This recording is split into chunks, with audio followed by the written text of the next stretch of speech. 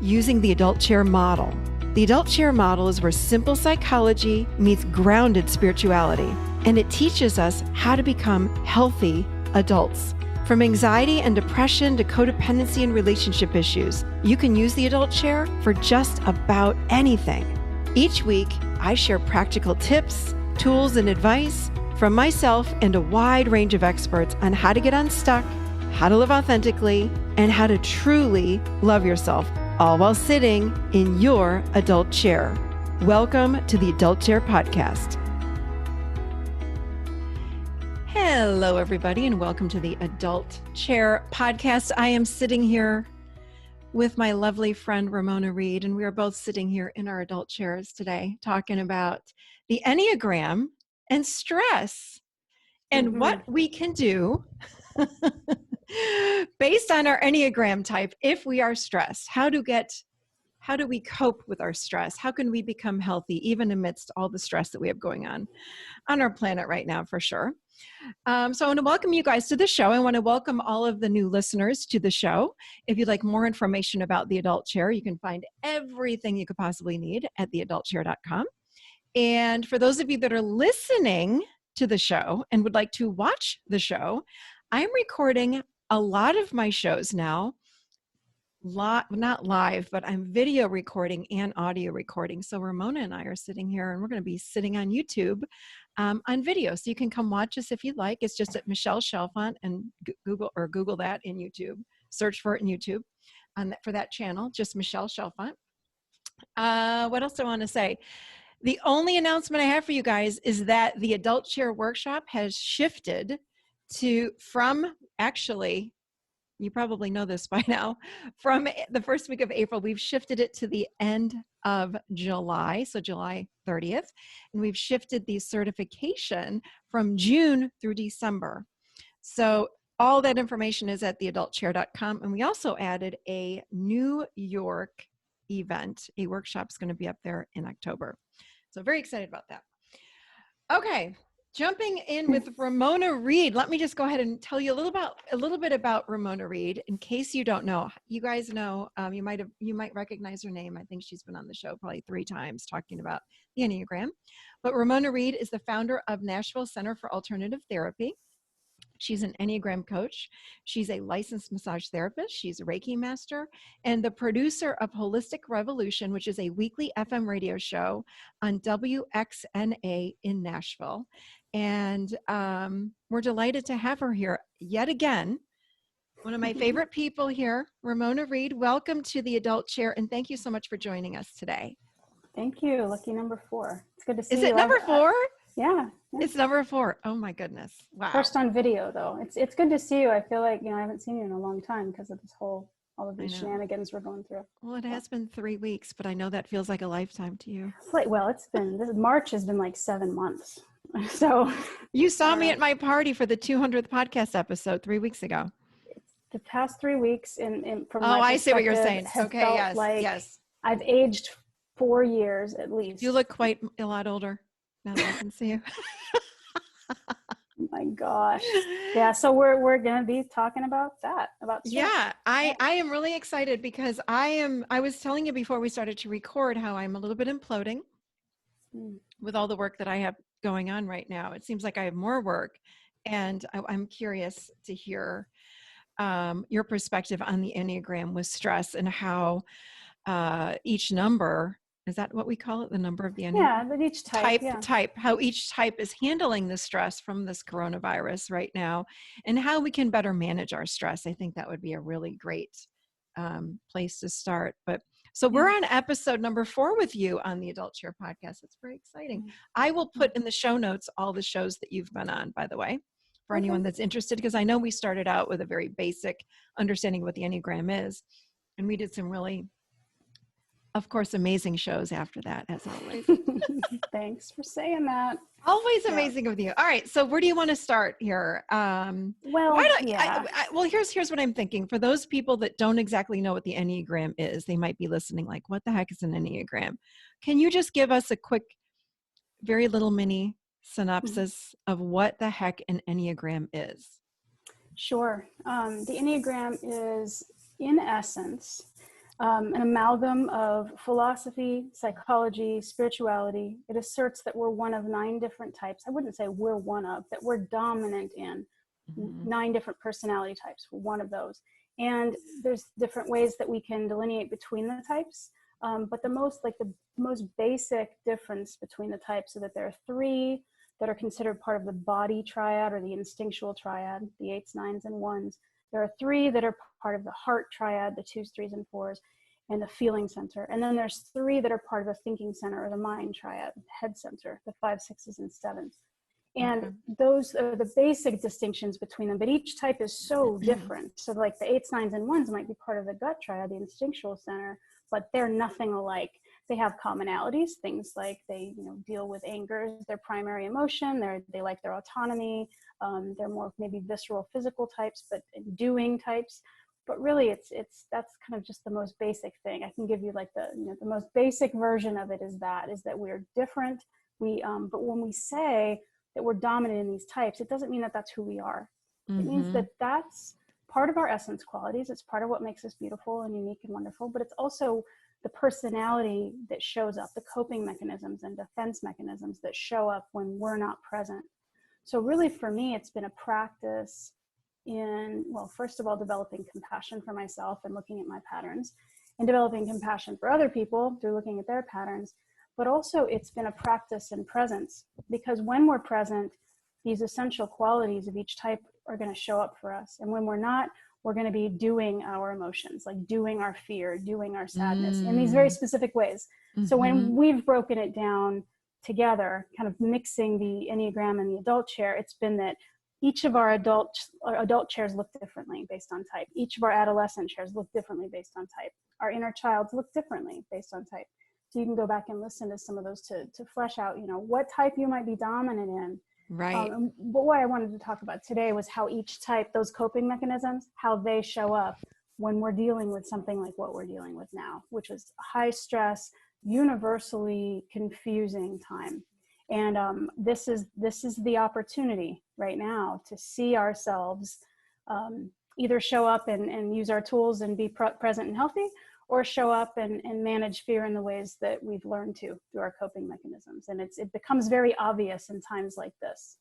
It's interesting because I would say everyone on the planet right now is experiencing stress or fear or uncertainty or overwhelm. So everyone needs to listen to this show and understand how are they dealing with it through the lens of their Enneagram type, right? Because so we're all being challenged right now in some way, or in one way or another, if you know what I mean. And yeah. So why don't you start going through some of the types, or if unless you want to start somewhere else, but talk to us about what does it look like with each type of when we are feeling all these kinds of things like overwhelm and stress, and and what do we do really about different. It? And then how do we do with it? Sure. Like there's medicine that we can take to kind of bring us back to presence. And that's going to be something I definitely want to talk about. The one thing to pay attention to, I think, though, is as we're going through, like, here's the coping mechanism of the type 3, or here's the defense strategy of the type 5, which I'll go into all that. I think now is not a time to take that and run with it to try to fix ourselves. Right.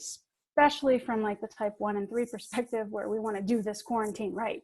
I think it's more an opportunity again to see what's happening from fear, and to maybe notice, oh, that's why I'm all of a sudden needing to control everything, or that's why I'm so depressed lately, or that's why I want to like not feel my feelings. It's based on what type we're dominant in. But at the same time, focusing then on how to fix it is, I think, missing the point of the fact that we're needing to have a lot more compassion right now for ourselves. And so, I do tend to go to like, oh, I'm not doing this right, but that's just from my dominant type. So, and I'll go ahead and out myself as being dominant in type 1. And so we can start there. The type 1 is the reformer, the perfectionist. And we are part of the body triad, the instinctual triad. And so when we're present, there's this sense of like grace and alignment, and the fact that God has a plan and I don't have to be the one to implement it, or the universe knows what it's doing, or whatever we want to believe. And so there's a lot of pressure that we can take off of ourselves as type 1 and say, oh, well, this is what's happening. This virus is taking over. This tornado a few weeks just happened. Oh, yeah. And I don't have to fix the tornado or fix the virus or be the best, most controlled, prepared person in this. It's just this is happening and I'm scared. So when we're able to align with that, the holy idea of the type is called holy perfection. It's this idea that like everything is perfect. Even the imperfections are perfect. So when I can get there, this experience isn't actually that overwhelming and it's not that stressful. When I'm stressed out and I'm not allowing myself to really be in this moment, in this perfectly imperfect moment, that's when my structure comes in. We call it the structure. That's your kind of their Enneagram personality type. And my structure is terrified. And so it's reaching out for things that it can control. And oftentimes that looks like you or my body or the house or my bill, like something, because things feel so out of control that I'll reach for that and then become sort of controlling and rigid and not allowing for there to be flow and other people to have, an opinion or do or do something for themselves. Like I gotta kind of take over and I want to fix things. And so again, part of my structure is in wanting to fix myself. So I think it's really important for type 1s to relax that need right now to try to fix themselves or the entire world's problems, because it's not possible right now. And so developing more grace, I think, is really important. That was my question. So if I'm a 1, which I think you said I sometimes go to a 1, but if I'm really wanting to control everything, then how do I not do that if I'm a 1? And right now, everything does feel completely out of control, from the stock market to I can't go to the grocery store without having fear to it's like fear everywhere. So how do I do that? I don't, like, if I'm a 1, I don't know how to do that. Well, there's the universal answer that all the types can do. And you and I know this pretty well because we've been doing our personal work with Dr. Joe Dispenza. So one of the most important ways that universally cross type we can do that is to cultivate the opposite emotion from fear in our own hearts. And we do that through meditation. And for the 1s and 2s and 6s, meditation is a lifeline to presence, because our mind center is like, this needs to be different, this needs to be fixed. And so, developing that muscle through meditation of bringing ourselves back to this moment and remembering again that this moment is fine, this moment is okay. And I'm speaking of like each moment, even in trauma, has a peace point. Right. And I think that, that practice is important. Again, though, that's for all the types. To create and cultivate the feeling of love in their heart is going to take us away out of that vibration that fear, because fear it is a vibration. It permeates. Yeah, it is. Yeah. We're receiving it, culturally right now across the globe. And so, creating a different emotion, I think, is really important. And reining in that monkey mind that the 1s have. And then, man, it takes all the pressure off, and then 1s start to feel that higher level energies of alignment, and then they kind of move and experience that level 7, the energy of the type 7, which is just this feeling of freedom and joy and abundance. And we'll talk about that later. You can look into the movement between the types separately, but that's the 1's experience right now. I've noticed ample opportunities, especially as a parent right now. And a homeschooling parent. Prior to the quarantine, I was a homeschooling parent, and then owned a business that had to close, and like all the things that are going on, many, many, many opportunities to practice alignment and to practice compassion and to practice presence. So I think we all are getting lots of opportunities for that right now. And lots of growth opportunities out there right now, Ramona. Yep, that's the way to look at it positively. So going on, I want to get to all the types. So going on to the type 2, the first in the heart triad, the 2s, 3s, and 4s are part of that feeling center. And it can be really difficult. The 2s are also sometimes called the helpers. And it can be particularly difficult right now for the 2s to be in isolation away from other, because there's this sort of different lies of each of the types. Like one of the lies of the 1 is I am what I do. I have to do something. The lie of the 2 is I am what other people think of me. And so it's really difficult then out of dialogue, separately, isolated, to have a sense of goodness or identity or love, and to really feel that connection. And so separation now, the 2s because I'm still doing online coaching, and some of that I talked to a 2, and she's like, this is really hard. I'm not able to help, I'm not able to, and I'm getting creative about ways to help, and the reason that it can be tough is because their own self-care often feels really foreign. Like being with themselves and loving themselves is foreign because they've placed the value in what they can do for others. And there's a lot of grief in that then, of all of a sudden being like, here, I've got to be with me, you know. So for the twos, you know, again, meditation, creating that love that they're seeking outside of themselves, in their own heart, and asking their inner child, like, what do you need? And then providing that for their inner child is super important. And then they're able to reach out and creatively help people, like through social media or whatever way they can, with a full well instead of an empty one. Yeah. And what about like, I did the podcast with Linda Graham a few weeks ago, and we were talking about resilience. And one of the things she said was even to do a lot of, like you said, like you're doing a lot of coaching right now, but FaceTiming with people. Would that be helpful for a two that It would be needs that helpful. connection? I mean, Yes. Yeah. I think those types are looking for that more. The heart types are looking for that more. However, a couple of the type 2 people that I've talked to have said they really miss the touch, you know, physical, like hugs, because that, again, that's like a value, that's like a currency, literally an energy currency for them. And that's been, I think, particularly difficult for that type structure. Interesting. Yeah. So the type 3, also in the heart center, but less in touch with their own sense of their own heart. They're often called the achievers, and they have a more assertive stance. They have this lie or this belief that, like, if I do something or achieve something and I'm good at it, then I will be worthy of love. Wow. It's super sad. And they often are really good at what they do. So those will be the ones that look like they're really achieving quarantine. Do you know what I mean? Like, you see they're putting they're things out making on, it. Yeah. yes, they're like, everything looks beautiful. Their house is perfect. You know, they're taking this online class, and they've perfected French pastries, and it's like, you know, week 1, and they're like, fine, right? And then you maybe have some more inquiry in, and they're not fine. Yeah. Because they want that feedback. It's like they feed off of the feedback to feel worthy. And without that kind of interpersonal dialogue right now, it can be difficult. Yeah. So if your worth is gained from what you achieve, then you kind of need that audience. And that perspective, that persona, is what's important. So they're putting that out there. Maybe even like cleaning the house really well, or things like that. Maybe an Instagram presence that's really, like, you know, polished and beautiful. So developing compassion for that type, you would just, you know, and for yourself, to access the heart center, like what can you do to provide for yourself that sense of worth?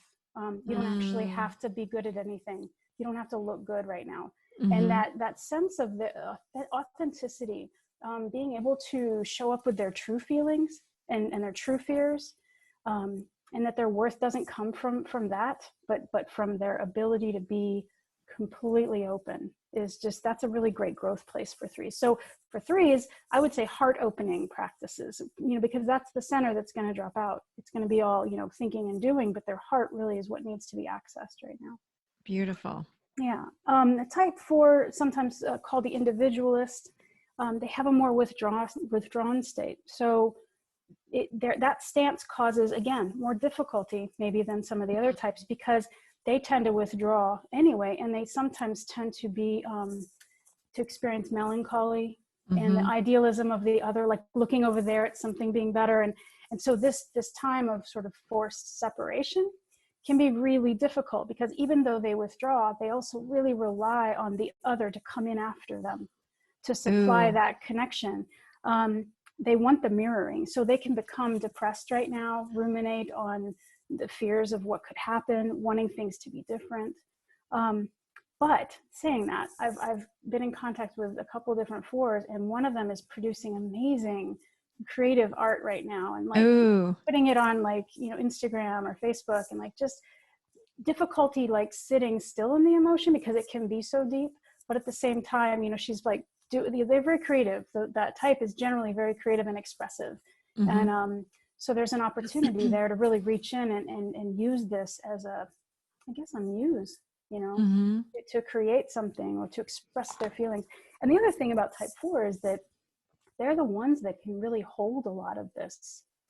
depth. When they're present with themselves and taking care of themselves, they can hold a lot of our insecurities and pain and these deeper feelings, because they've stewed in them so long. They kind of understand it, and they have a capacity for it that other types don't necessarily have. So I would say for the fours, resting in the being alone, and getting to know themselves better, because the individualists, they understand themselves to be very unique individuals, but really getting to know that without that other kind of influence would be a good time right now. Also getting into their bodies and feeling powerful in their bodies, as well as type 5. Another withdrawn stance. Type 5 is the first in the mental center, and there are sometimes called the investigators, the observers. I would say if there's any type that's having an easy time with this, and again, I don't want to be too generalized, but the 5s that I've talked to, they're the ones that are going to have like the easiest time, because their regular stance is withdrawing from people, kind of withholding energy, withholding resources, being at home, reading about things, learning, investigating, right? And so the 5s that I've talked to are like, honestly, this is kind of nice, and it's not really that different from regular life. Are they mostly introverts, the 5s then, or no? I wouldn't say it's not where they gain their energy. It's where they find. See, this is the other thing, is 5s are having it maybe easier right now, but that doesn't necessarily mean it's healthy. Because again, if their natural stance when afraid is to withdraw and hoard and go within, and now we're being like culturally and socially, like they're requiring us to go within and withdraw, and the 5s are like, yes, because this is what's comfortable for me. This is what I do when I'm scared. So they're having an easy time possibly, because it's not really as difficult for them to be separate. Interesting. They've got a whole world in here, and they don't really need a lot of feedback or dialogue, because this is rich. That's awesome. And okay. Interesting. And so, not saying that that's not across the board. Some 5s experience a lot of like anxiety and fears right now. Like, will I have enough? Because the lie of the mind center is I am what I have.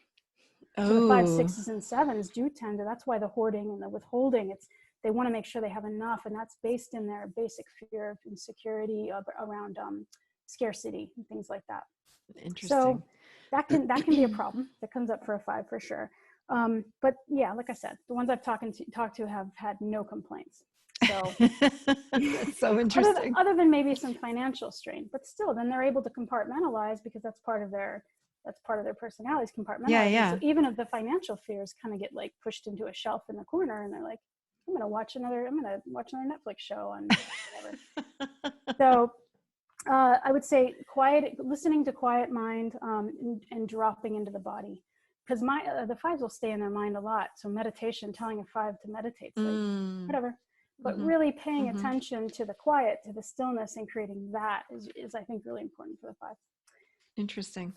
Yeah. Type 6, the loyalists, they are having, so this is the type, there's the 6 and the 7 that I think that are having a lot of struggles uniquely right now. The 6s that I've talked to, it's been split across the board. I've talked to 2 that were like completely prepared for this already, and they're very calm, because they've spent the majority of their life threat forecasting, planning for an event that might go wrong, which is not necessarily healthy, right? Because maybe they have in presence, but then when the stuff hits the fan, they're like, I got this. I've got my food storage, I've got this set up, and I'm prepared for 2 months to be like, it's sort of it's a double-edged sword, right? It's like a gift for them to be prepared, that's taken them out of presence maybe in the past, but then when the coronavirus hits, it's like, it's okay. So are they the ones that bought all the toilet paper a month ago? No, they're the ones that bought all the toilet paper 2 years ago. Oh, okay. They were ready. They didn't hoard anything because they didn't need to, right? Now, they already had it. They already had it. They were prepared. Now again, that's a generalization, and I'm kind of caricaturizing the thing. Yeah. But it's generally true that half of the ones I've talked to are like, I'm actually really at peace. I know that I'll be okay with whatever comes to me. There's a sense of courage. That's their virtue, courage with what comes. And it's this stillness and inner guidance that is so beautiful for the 6. So meditation is good for them, because the other 6s, if they're not meditating, they're allowing that internal, first of all, it's an internal critic, but also the internal like fear forecaster to kind of get a hold. And they're experiencing a lot of worry and anxiety about what next, right? Because the ones that are calm are like, oh, it's game time. This has happened. It's bad, but I'm okay. The ones that maybe aren't need to be doing more meditation, more body work, things like that, movement, because they're not here for the present moment of seeing how they've handled this. They're looking to what could happen in June and feeling out of control and scared, that kind of monkey mind. Right. So 6s, it's, there's some anxiety, there's a lot of fear, but again, if they are able to be present, the most kind of grounded, guided sense of courage of all the types. Interesting. Okay. Yeah. My type 7. Type 7s. If there's a type like type 5 that's having it, pretty easy, I'd say the 7s that I've talked to are having it the hardest. There's the potential to have definitely the most difficult time with this, and the reason is, and maybe you could chime in here a little bit, Michelle, because you might. I can't tell if I'm a 7 or a 4. I know you think I'm a 7, but no, okay. I go back and forth, but maybe. Yeah, I'm looking forward to hearing what you have to say about the 7, and then I'll tell you. So the 7s, the enthusiasts, have an assertive boundary, and when in other words, they're more assertive types. They kind of, their heart drops out, and they're more the doing. They have a forceful sort of energy, and I didn't really answer the question right about introverted, extroverted. It's not about that. You can be an introverted 7. It's more about the energy when you're in a space is more kinetic and assertive than that kind of withdrawn energy of other types, or the compliant energy of the 1, 2, and 6. Like, I'm gonna, kind of react in a more assertive way when I need to, and kind of back up when I want to, and I'm in dialogue with other energies. The 7 tends to walk in with, like, along with the 3 and the 8, with a lot of assertive energy. And if the lie of the mind center is I am what I have, then the 7s get into this like future fear thinking about, what could happen too. And they're usually pretty positive outlook types too. So like, I need to get out of this current moment, because this current moment is terrifying. And if you look at the basic fears of each type, I think COVID-19 could be listed under 7, because their basic fear of the 7 is of being trapped or deprived in pain.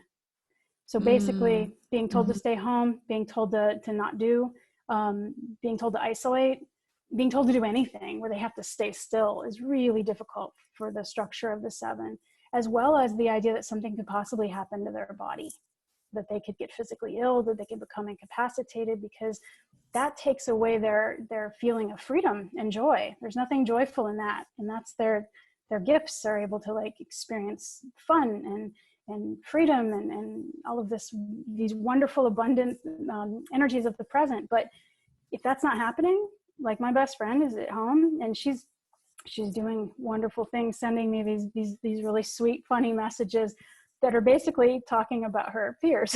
But, so she's being creative while she's pacing. It's uniquely challenging right now for that structure, because they can't go and be free and do everything they want to do. They can't plan the trip to New York. They can't, it's difficult to sit in the uncomfortable now, particularly for that type structure. So, when you talk about how busy you've been, and again, I'm not saying you're 7, but it makes sense that there's some types right now that are going to want to fill their schedule or go along with a full schedule, even when we're supposed to kind of be like resting and stepping back. And right, because there can be in some 7s a feeling of terror of, if I sit still, it'll get me.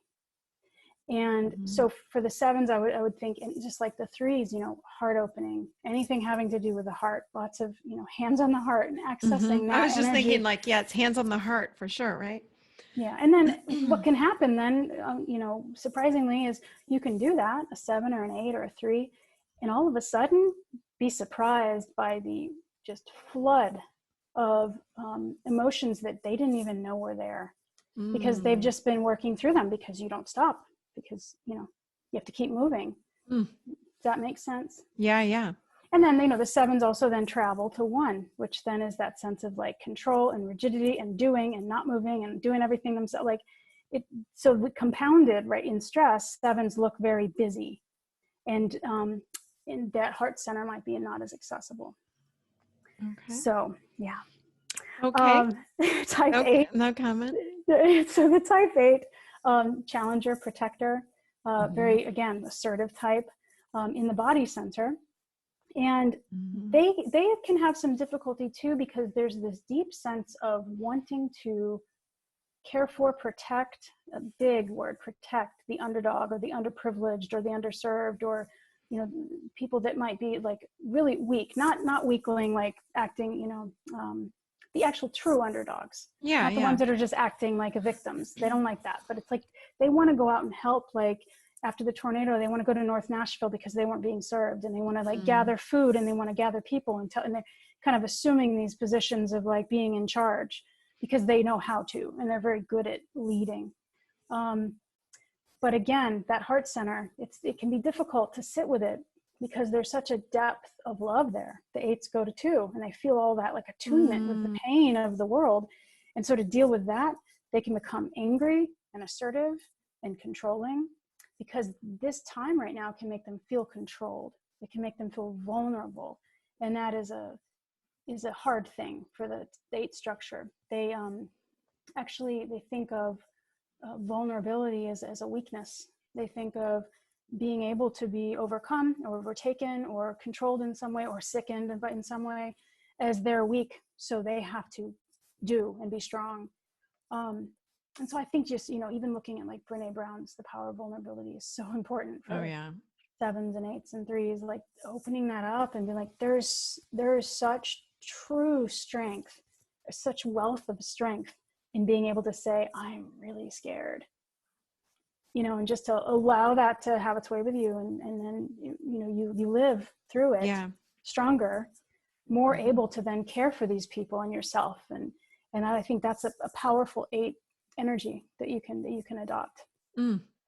Um, so yeah, the 3s, 7s, and 8s, that heart center, the 1s, 2s, and 6s, meditation, really key. And then the last type that I'm going to talk about, the type 9, is the peacekeeper, also in the body triad. And empaths, open boundary types, withdrawn types. But the difficulty, as you can imagine with that, would be this ability to absorb all of this energy, Mhm. like the 4s emotionally, but the 9s feel it viscerally. They feel it in their cells. And then it overwhelms them? It can Okay. actually, yeah. If they're not strong in their own body and fortifying their own physical body through movement, intuitive movement, paying attention to their physical needs, what they need, they can go to their, kind of lower energies of sloth and kind of Mm. just freeze. Or you can be really busy as a 9 and be just doing the things and get a lot done, but not really be there. You're not really engaged. Yeah. Not present. And not, yeah. So there is a little bit of a stereotype that 9s go to the sloth as their passion. It's not necessarily just that, because that implies lack of inertia entirely. And I will say that my partner is a 9, and she always gets stuff done. She might not always be there for it, but she's getting a lot of stuff done, right? And there's Mhm. a difference between when you're engaged in what you're doing and when you're not. And for the 9s, when you're not engaged, that can be dangerous, because you're absorbing all of the energy from all of the other people's fears, and then you're like, who am I?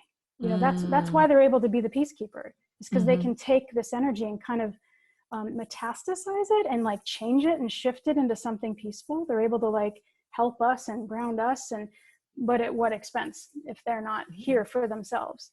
And so I've been doing a series on Instagram, talking with all these different people, all the different types, and how they're dealing with it. And I've talked to Yvonne a lot because she lives here, and I see her doing these Pilates classes online, and running in the park, and doing all the yoga online, because she understands she has to access that. This is me. I'm here. And once she can be grounded in her body, then the gifts of the 9 can come forth, which is, we all need that. We all need peace right now and groundedness. And so, So yeah. meditation, I'm hearing some common themes with all the types, like Mm-hmm. meditation, grounding, presence, hand on heart. Like that, I would think Mm-hmm. would benefit everyone, even maybe even Mm-hmm. connecting with the inner child and staying connected to that inner child part. Would you not agree? Yes.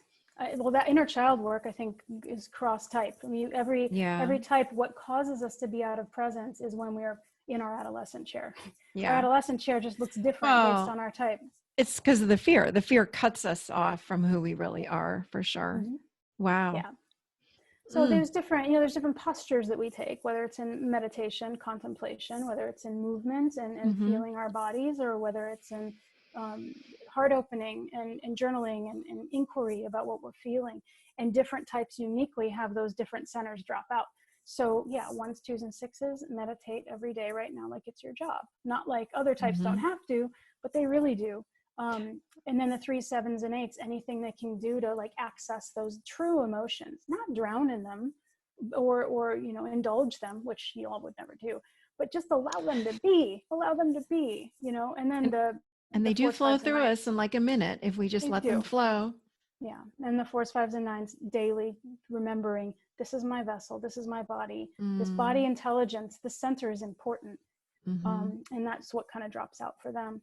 So yeah, I mean, it's an opportunity. I see everything as an opportunity. It's just it's difficult and it's scary right now, and it's painful. And but I believe again that we're accessing different creative ways to connect and to heal. And like this, I mean, I get to see your face. This is wonderful. Like I know, it's so fun. this is a great way to connect. So yeah. Wow. Such good stuff. And I have a question. So when you say meditate for the Mhm. first, I don't remember which types, the ones, what did you say? All the types, but yes, the Okay. ones, twos, and sixes. I mean, explain for people though, is it meditation, guided meditation, quieting the Yeah. mind, witnessing thoughts? Like, Mm-hmm. what do you recommend for meditation? Because I think I agree with you. We all need to meditate. I don't care if you don't Right. know anything about the Enneagram, you still need to, you still need to be meditating. But Mm-hmm. what do you recommend? Well, different types are going to take the different types of meditation. Yeah. You can give, you're not going to want to give a six a quiet meditation and do a silent meditation and sit there. They won't be able to, and neither will I. Mhm. Prior to me Yeah. having a practice, I couldn't do a silent meditation. But so guided meditations are good for more of the inner critic types, the ones, twos, and sixes, at least at first. Have a guided practice to kind of bring Mhm. you out of that monkey mind. And I Mhm. think for the fours, fives, and nines, if you can do some sort of meditation practice that involves any kind of movement, even a walking meditation or a really Mhm. still like restorative yoga, something like that would be Mhm. beautiful as a meditation for those types, because it's going to incorporate the body center too. And then I think for the assertive boundary types of threes, sevens, and eights, the meditation I would do are things that are maybe guided, maybe silent, but heart focusing on Mm. really opening up to the present. What am I feeling? So a Mhm. guided, you have some guided meditations that would be really beautiful for that, to encourage, not to, poke the bear, but to encourage those organic emotions, those authentic feelings to be able to have a safe place to be expressed. So yeah, This is different types. Thank you for that. This is occurring to me as you're talking. Something that I do is I sit outside, feet on the ground, and sometimes I'm just on my deck, so they're not truly on the grass. But if I can be on the grass, I will. And I just look out at the backyard, and I'll kind of notice the trees, and then I notice the squirrels or the birds, and I'm just sort of looking around. But I am in such deep presence. And then I remember I created years ago like a bird feeder meditation, because I'm like, good God, I'm so like in the moment here watching these beautiful little birds eat the bird feeder. And then, Mhm. but anyway, so I sit out there, and then I'll notice something like maybe, the tulips coming up or something, and I'll look at it and I just go into such gratitude in that moment. So I feel like I'm in presence, I'm in mindfulness, I am grounding, it's like ticking all the boxes. And I'm Yeah, just sitting there for maybe even 5 or 10 minutes. Would yeah. something like that be good for all types?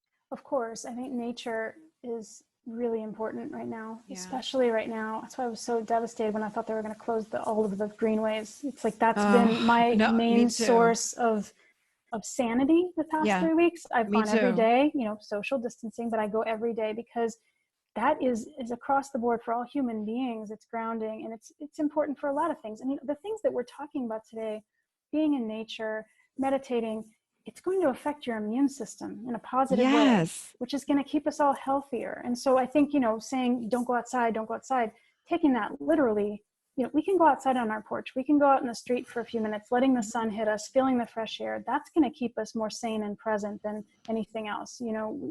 I think that cross type, yes, nature is important. I will say one more thing for those assertive boundary types is the posture, the somatic experience of meditation or the somatic experience of heart opening is really important. Like, I mean, even doing your meditation laying on a foam roller with your heart center accessed and open, because Yeah, like as just our opening up bodies your are doing, arms. Yeah. sometimes for those types, even just this action can be triggering Yeah. in a way. If you feel safe enough to be able to feel exposed and vulnerable in that way, so therapeutic, really therapeutic to be able to allow that energy. But yeah, do it outside, because then you'd be getting, the best of both worlds, nature and also, accessing that center. I love it. I could just talk to you all day. Yeah. Thank you. Later. I will. Be careful what you're asking for. My 4 or my 7 is going to dump all over you. I love talking with you all the time. Yeah. Thank you so much. This was so great because, again, like I said, I don't care what number or what type you are, we're all experiencing some form of stress right now. So this was really, really helpful. Whether it looks like it or not. Sometimes it doesn't look like we are, but we are. Yeah, exactly. I like that you said that. There are some types that are like, nope, I'm fine. I feel great. Keeping my emotions in check. Yeah. Yes, everything's great, but really inside they're not so great. So I know that you see clients, far away, far virtually and in person, and you do groups and everything. Where might someone find you if they would like to find you and explore their Enneagram type a little bit more? Definitely. If you want to go to, it's www.mynashvillecenter.com. I'm doing virtual Skype sessions, Zoom sessions right now, and for the foreseeable future. However, after that, yes, I do one-on-one consults in my East Nashville Health Center. And also, if you want more information about the Enneagram in and of itself, I have an archive of my radio show where I've done interviews with all the different types through these panels, and it's all on the website there through Holistic Revolution. You can go back and look at the different episodes. You've been on there. I've talked to you a few times. I've had the type 7s, 6s, those are the last ones I did, but I started at type 8 back in the winter of 2018, and you can find those archives and learn about the types from the types themselves, which is a way better way of learning about it than listening to me talk. Yeah, it is. I like that. You have a tab, Holistic Revolution, in mynashvillecenter.com. Yes. Okay. I'm going to put mynashvillecenter.com in our show notes for anyone that would like more information on Ramona. So, well, that's all we've got. Do you have anything else you want to add? No? Done? Good? That's it. We're going to have you back because we love you. So. Good. You can't leave the Adult Chair podcast ever. Anyway, well, thank you for being on today. We always love you. And thanks everybody for listening. We're sending love to all of you all around the globe and sending, as I said last week, and I say it again, like truly white light healing and prayer to every single person on those front lines. And I mean it. Every single day I do this, and I encourage everyone to join me in that. And I will be talking with you guys next week. And do not forget, if you're new to the show and you'd like more information, go to theadultchair.com. And you can always find me on Instagram at Michelle Chalfant, or Facebook. I have many, many Facebook accounts. So just look up The Adult Chair or Michelle Chalfant and you will find me. Okay, everybody, I'll see you seated right here next week in The Adult Chair.